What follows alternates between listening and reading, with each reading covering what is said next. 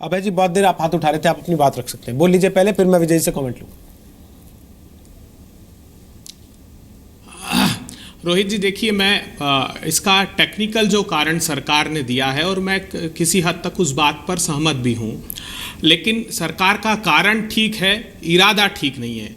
मूल रूप से बजट के दो हिस्से होते हैं, एक होता है फाइनेंस बिल, एक होता है अप्रोप्रिएशन बिल। साधारण शब्दों में अगर समझे तो कंसोलिडेटेड फंड ऑफ इंडिया को किस तरीके से इकट्ठा किया जाएगा ये फाइनेंस बिल में तय होता है टैक्स स्ट्रक्चर से, और खर्च कैसे किया जाएगा ये अप्रोप्रिएशन बिल में होता है। फाइनेंस मिनिस्टर का कहना है कि जब एक बार बजट पास हो जाता है उसके बाद जो डिमांड फॉर ग्रांट है अलग अलग मिनिस्ट्री की, वो स्टैंडिंग कमेटी के पास जाती है, फिर वो आती है और फिर हम अप्रैल मई तक उसको अप्रोप्रिएशन बिल को पास करते हैं।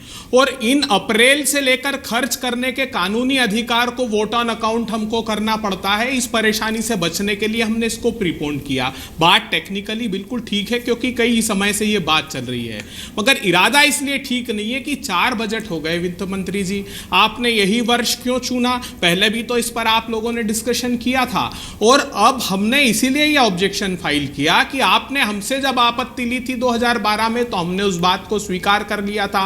यह बात बिल्कुल समाजवादी पार्टी के स्पोक्सपर्सन ने एकदम ठीक कही। मैं सारे डिपार्टमेंट वाइज रोहित जी आउटकम बजट देख रहा था, चूंकि 17 का तो डिटेल ये डालते नहीं साइट पे, तो 16 में आपको आश्चर्य होगा कि 50-50% सिर्फ खर्च कर पाई है सरकार। क्यों? क्योंकि अलोकेशन तो हुआ है लेकिन मैचिंग ग्रांट स्टेट के पास नहीं थी, इसलिए कृषि मंत्रालय जो सबसे महत्वपूर्ण है, जो कि आपकी डिमांड को क्रिएट करने वाला है, उसी में आप 49% टोटल मिलाकर खर्च किया है स्कीम्स में। तो जो स्टेट सेंट्रिक स्कीम्स हैं, अब आप ये बताइए क्या उत्तर प्रदेश के लिए सर्व शिक्षा अभियान का बढ़ा करके बजट नहीं देंगे? क्या आप इंटीग्रेटेड चाइल्ड डेवलपमेंट, सर तो यही तो बात है, क्या रूरल डेवलपमेंट, सर यही तो मेरा सवाल है, आप उसकी अचीवमेंट नहीं? अभय जी यही तो मेरा सवाल है। अच्छा ये होता रोहित जी, अच्छा ये होता कि सिर्फ 5, 7, 8 दिन आगे बढ़ा देते, जो 1 महीना पहले किया उसको 8 दिन आगे बढ़ाने में कुछ नहीं है। अभय जी आपने कहा जब आपकी सरकार थी तो आप लोगों ने बढ़ा दिया था इनके कहने पर। विजय जी क्या लड़ाई इस बात की है कि हमने तुम्हारे कहने पे किया था, तुम हमारे कहने पे क्यों नहीं कर रहे? और केवल इसीलिए ये पूरा खेल रचा जा रहा है कि भाई हमने तुम्हारी मानी थी, तुम भी हमारी मानो। इससे कोई फर्क नहीं पड़ता कि बजट कब आना चाहिए, कब नहीं आना चाहिए, किस मौसम में आना चाहिए, किस मौसम में नहीं आना चाहिए। और इस देश में 12 महीने चुनाव तो होते रहते हैं, अरुण जेटली कह रहे हैं। देखिए बात बहुत महत्वपूर्ण है, लेकिन 2 बातें मैं जो हमारे भी विपक्ष के साथी जो भाजपा के विपक्ष सत्ता जो विपक्ष क्षेत्र के विपक्षी लोग हैं उनकी मैं बात करना चाहता हूं। देखिए साहब यही बात बहुत महत्वपूर्ण है कि आप प्रदेश ऐसे हैं जो देश पे असर डालते हैं। देखिए बिल्कुल सही कह रहे हैं आप, लेकिन ये देश पे असर डालता है। सर आपको ऐसा क्यों लगता है कि आप यूपी की राजनीति करते हैं तो केवल उसी का असर देश पे, तमिलनाडु का असर नहीं है, मेघालय का असर नहीं है, सिक्किम का असर नहीं है, गोवा का असर नहीं है? असर तो सब डालते हैं सर, सब इस देश के हिस्से हैं, एक ज्यादा कोई कम थोड़े ना। एक निर्भया कांड हुआ था तो पूरा देश हिला था, तो ये हम मान के चले कि सिर्फ राज्य नहीं, इवन एक घटना भी देश को हिला सकती है। मेरा सिर्फ ये मानना है, देखिए 130 करोड़ की आबादी है, जहां चुनाव हो रहे हैं वो करीब ज्यादा से ज्यादा 30 करोड़ लोग हैं, 100 करोड़ लोग अभी चुनाव क्षेत्र से बाहर हैं। रही बात ये कहने की, अभी जैसा कहा गया कि साहब सिर्फ 49% एग्रीकल्चर में इन्वेस्ट हुआ, सरकार ने कोई काम नहीं किया। यही तो मुद्दा आप जनता के बीच में लेके जाइए कि देखिए ये सरकार सिर्फ घोषणाएं करती है, काम नहीं करती। आप ये आंकड़ा उठा के देखिए, आप जनता को एजुकेट करिए और सरकार को एक कटघरे में लाइए। लेकिन मेरा ये मानना है कि अगर आप सिर्फ ये समझते हैं कि जनता सिर्फ लॉलीपॉप से ही डिसीजन लेगी, तो थोड़ी देर पहले आप ही लोग कह रहे थे कि इस देश की जनता समझदार है, किसी के बहकावे में नहीं आती है। तो जनता मानती है इस बात को कि बजट है, चुनावी लॉलीपॉप शायद दिए जाएंगे, लेकिन जनता क्या बिल्कुल उसके आधार पर डिसीजन लेगी? या अपना अनुभव है कि मेरे को रोजगार नहीं मिल रहा, मेरे को पानी नहीं मिल रहा, मेरे को बिजली नहीं मिल रही, मेरे यहाँ पे लॉ एंड ऑर्डर का प्रॉब्लम है, नोटबंदी का मेरे पे क्या असर है, क्या जनता ये सब नहीं देखेगी, सिर्फ बजट देख के डिसीजन लेगी? मुझे लगता है कि ये विपक्षी लोगों को बहुत अच्छा मौका है कि आप सरकार का पूरा ट्रैक रिकॉर्ड दिखाइए और कहिए कि बजट के चक्कर में ना आए, ये लॉलीपॉप है, हकीकत देखिए और सोच समझ के जागरूक नागरिक की हैसियत से चुनाव करें। तो मेरे हिसाब से वो देश के लिए अच्छा है। और जहां तक बात है बजट की, तो साहब बजट का काम ही है लोगों का वेलफेयर बढ़ाना। अगर लोगों का वेलफेयर नहीं बढ़ाया गया तो कोई भी, चाहे वो केंद्र की सरकार हो, राज्य की सरकार हो, फिर उनका रोल क्या है? जनता तो चाहती है कि उनकी जो दिक्कतें हैं वो कम हो, उनको सुविधाएं मिले। और मुझे लगता है इसमें सरकार गलत नहीं है अगर वो 100 करोड़ लोगों के भले की बात कर रही है। सिर्फ 5 राज्यों के लिए या 30 करोड़ के चक्कर में 100 को भी भुगतना पड़े, मुझे लगता है कि हम जरूरत से ज्यादा इस बात को एग्जेजरेट कर रहे हैं। पॉलिटिकल मुद्दा हम बनाएंगे क्योंकि हमारा काम है राजनीति, लेकिन राजनीति के साथ साथ अगर आप जनता को सही एजुकेशन दें, इकोनॉमिक पॉलिसी के बारे में जागरूक करें, तो मुझे लगता है इस देश की जनता समझदार है, वो सोच समझ के वोट देगी।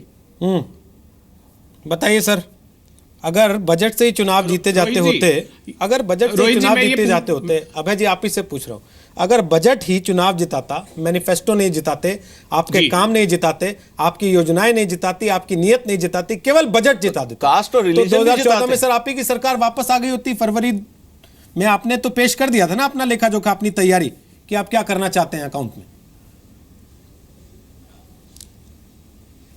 देखिए रोहित जी, प्रजातंत्री व्यवस्था में सब कुछ जीत हार पर ही निर्धारित नहीं होता है, नैतिक मूल्यों का एक महत्व होता है। इसीलिए तो इलेक्शन कमीशन ऑफ इंडिया ने अपनी इंस्ट्रक्शंस इशू किए हैं। और सिर्फ इसी में नहीं, आप ये देखिए कि आरबीआई को कल बहुत सख्त पत्र लिखा है इलेक्शन कमीशन ऑफ इंडिया ने, जब उन्होंने कहा था कि जो लिमिट है लोगों के कैंडिडेट के खर्च करने की, वो 24,000 से 2 लाख रुपए सप्ताह कर दीजिए। आरबीआई ने कहा कि इस पर पुनर्विचार करिए, तो ईसी ने बहुत सख्ती से कहा कि ये अनिवार्य रूप से आपको करना चाहिए, क्योंकि ये लेवल प्लेइंग फील्ड, हमको फेयर इलेक्शन कराने के लिए ये तैयारी की आवश्यकता है। तो मुझको लगता है कि इलेक्शन कमीशन खबर बता देता हूं, जब आप यहां बैठे हैं, जितनी संवैधानिक संस्थाएं, एटीएम से पैसा निकालने की लिमिट भी हट गई है सर सबके लिए, आप खुला पैसा निकाल सकते हैं आपको जितना चाहिए हो। लेकिन जब चुनाव आयोग ने सर इस बात पे ऐतराज नहीं किया कि भाई आप बजट इतनी तारीख को क्यों पेश कर रहे हैं, तो उसके बाद भी आप लोगों को लगता है कि ऐतराज करने को तुक बनता है, या आप मानते हैं कि चुनाव आयोग या तो ना समझ है या जैसा सरकार चाहती है वैसा करता है।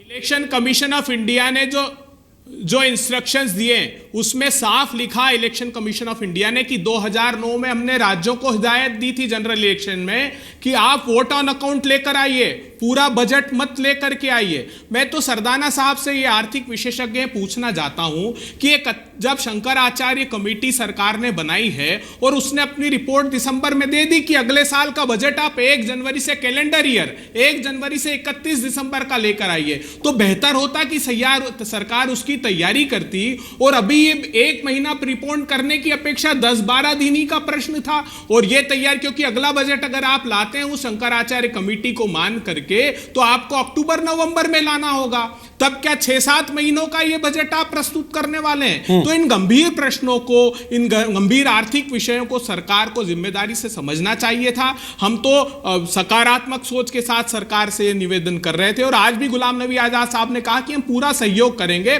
सिर्फ चुनाव की प्रत्याशा में ऐसे अनाउंसमेंट नहीं, जैसे एक बड़े उद्योगपति ने कहा है कि mere promises alone won't work wonders. Modi ji, सिर्फ घोषणाओं से कुछ नहीं होगा, हम चाहते हैं कि वास्तविकता के धरातल पर काम हो और अच्छा काम हो। ठीक है, मैं आपका सवाल विजय जी से ले रहा हूं, करना चाहते, लेकिन सर हो गया ना, आपने मुद्दे की बात कही, आपने सवाल पूछ दिया। विजय जी आपके पास जवाब है? देखिए, निश्चित रूप से जो आपने कहा है कि कैलेंडर ईयर पे फाइनेंशियल ईयर डिपेंडेंट होना चाहिए, और ये एक्सपर्ट कमेटी ने भी कहा है, ये पूरी दुनिया में रहा है। अब ये बात है कि साहब कौन से साल से शुरू करें, इस साल करें, अगले साल करें, पोस्टपोन करें। अब एक सरकार ने एक इंटरिम फैसला लिया इन बिटवीन। आपकी बात सही है कि अगर हम उसका पोस्टमार्टम करें कि शायद इसको हम टाल सकते थे, अब ये हमारे सामने हकीकत है। हो सकता है कि ये चर्चा पार्लियामेंट में हो, क्योंकि आपको इसके अंदर भी कोई विधेयक पास करना होगा कि भाई कैसे फाइनेंशियल ईयर डिफाइन हो, और उसके बाद अगर आप इसमें दोबारा फैसला कर लें, तो मुझे लगता है सर ये 30 राज्यों में 5 राज्यों का चुनाव है, उसके बाद 25 बाकी हैं। और अगर हम मान लीजिए अक्टूबर में भी करते, फिर गुजरात के चुनाव आते, महाराष्ट्र के बाद जितने भी और राज्य हैं, कर्नाटक वगैरह में, वहां भी चुनाव आते। तो मेरा ये कहना है कि सर ये प्रक्रिया तो चलती रहेगी, इतना हम विचलित ना हो।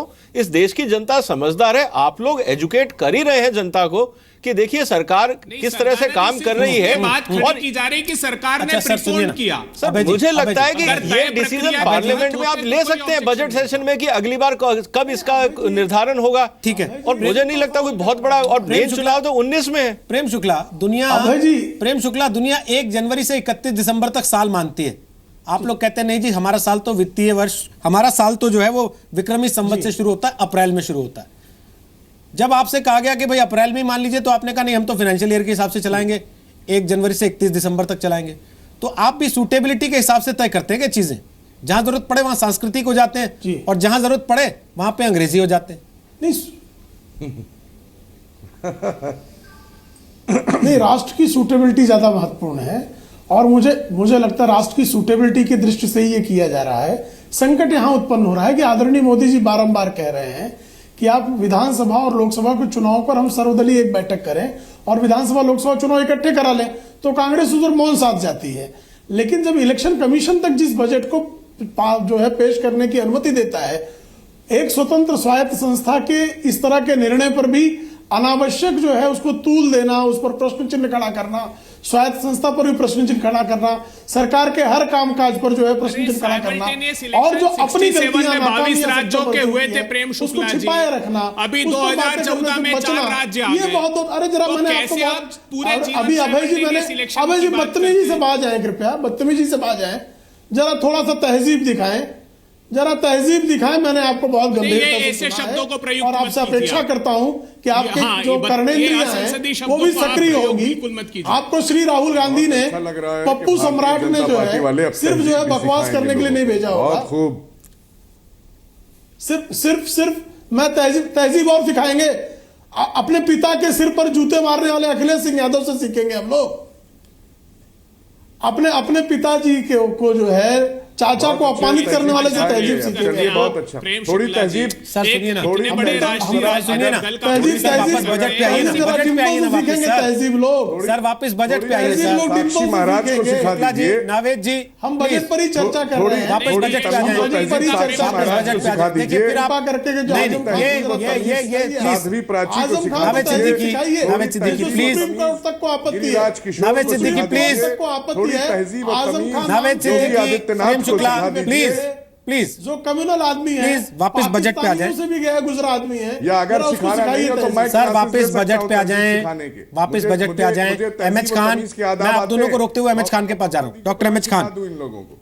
आजम खान को जरा डॉक्टर एम एच सिखाओ, खान। सुप्रीम कोर्ट तक उसको जो है बदतमीज मानता सर है। प्लीज मैं ये- प्लीज सर मैं प्लीज ये कह प्लीज रहा हूं। प्लीज डॉक्टर एमएच देखिए- खान, बजट से देखिए- चुनाव जीतती है क्या कोई पार्टियां? देखिए मैं ये कह सर बजट से चुनाव देखिए, मैं जीतती है ये- क्या पार्टियां? आपने मैं ये देखा कह रहा पहले? हूं कि ये कोई आखिरी देखिए नहीं मैं रोहित जी बाप से कह रहा हूं कि ये कोई पहला बजट नहीं है ना आखिरी बजट है।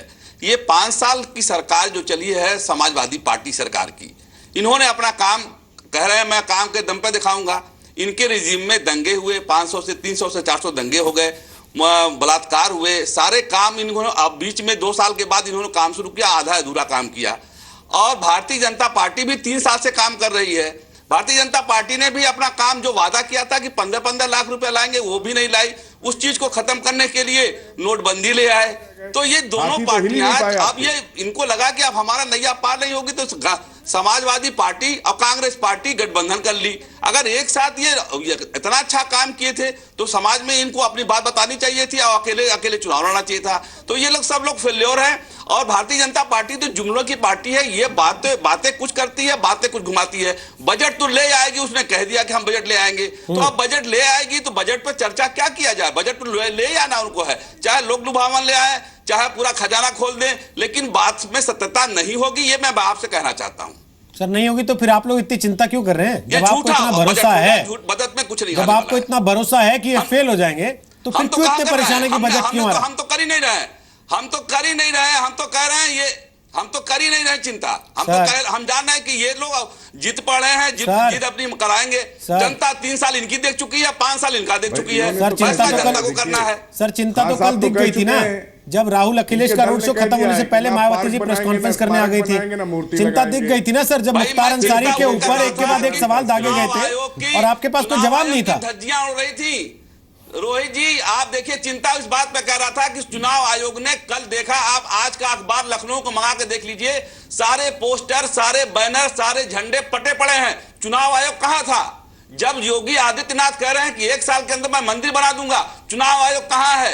मैं पूछ रहा हूं कार्रवाई क्यों नहीं सर हुई? चुनाव आयोग तो ये उस दिन भी सब नहीं चीजों देख को रहा था होना जिस दिन चाहिए। आप सुप्रीम बजट कोर्ट तो के ये कहने के जितना है, बावजूद बजट हम ले आएंगे। 87 दलित, 88 मुसलमान, 99 SC, 102 ST, ये बता के जात धर्म और ये सब बता के नाम ऐलान कर रहे थे सर। चुनाव आयोग तो उस दिन भी नहीं देख रहा था। उस दिन आपको याद नहीं आया कि चुनाव आयोग भी इस देश में और सुप्रीम कोर्ट ने मना किया है कि जाति और धर्म के नाम पे टिकट नहीं बांटने हैं? उस दिन आपको याद नहीं आया था क्या? रोहित भाई, तो आपने इस मुद्दा उठाया क्यों नहीं? नाम नहीं बताया रोहित भाई, जब चुनाव आयोग नहीं देख रहा था तो आपने ये मुद्दा क्यों नहीं सर, उठाया? आपकी पार्टी से आप आ नहीं रहे थे क्योंकि आपके यहाँ परिवार की लड़ाई चल रही थी नावेद सिद्दीकी। आपके लिए बैठना मुश्किल हो रहा था। आपको नहीं पता मुद्दा उठा था, बाकायदे बहस भी हुई थी टीवी पर। मुझे मत इस पे खींचिए सर। कहां नहीं, इस आपको चक्कर में उनके पड़े लिए हैं उठाना कि चाहिए हमने ना। सवाल नहीं आप उठाया? खाली- सर, हम तो देखिए, रोज सवाल उठा रहे हैं। आप लोगों को मौका कब मिल रहा है जवाब देने का, ये देखिए आप। नहीं, ये सवाल उठ चुका है, इस सवाल का जवाब भी दिया जा चुका है। हाँ, सवाल नहीं, का जवाब मौका भी दिया देने है। के लिए आप आप कह चुके हैं तो जवाब हो चुका है। हम लोग विकास जवाब तो वाले सर लोग जनता हैं जनाब, देगी। डेवलपमेंट वाले लोग हैं, डेवलपमेंट की बात जब करते 5 हैं। साल सर, विकास जवाब तो की बात जनता देगी। आप बताइए, सर, जब डेवलपमेंट की बात आपने नाम थी, गिना है आपको? नावेद रोहित सिद्दीकी, भाई, अगर आप लोगों ने डेवलपमेंट किया, मैंने पहला सवाल आपसे ही पूछा था। आपने डेवलपमेंट किया तो आपको क्यों डर लगता है कि भाई बजट आ जाएगा तो हमारा चुनाव मिस हो जाएगा, हार जाएंगे हम लोग? क्यों? जनता आपके काम को वोट देगी ना, काम बोलता है तो। इसलिए क्योंकि आपके सवाल में ही, हाँ काम बोलता है, लेकिन आपके सवाल में ही एक शब्द था जो आपने कहा था लॉलीपॉप। अब बताइए ये लॉलीपॉप आपने क्यों कहा? इसका मतलब कि आपको मालूम है कि काम बोलने के बावजूद भी कहीं ना कहीं लॉलीपॉप दी जाती है। सर, मैंने कहीं लॉलीपॉप नहीं बोला। आपको उनकी आवाज सुनाई दे रही होगी बीच में। लॉलीपॉप आप शुरू से इंतजार कर रहे हैं मिलने का, रिटर्न गिफ्ट और लॉलीपॉप का। मैं नहीं कर रहा हूं सर।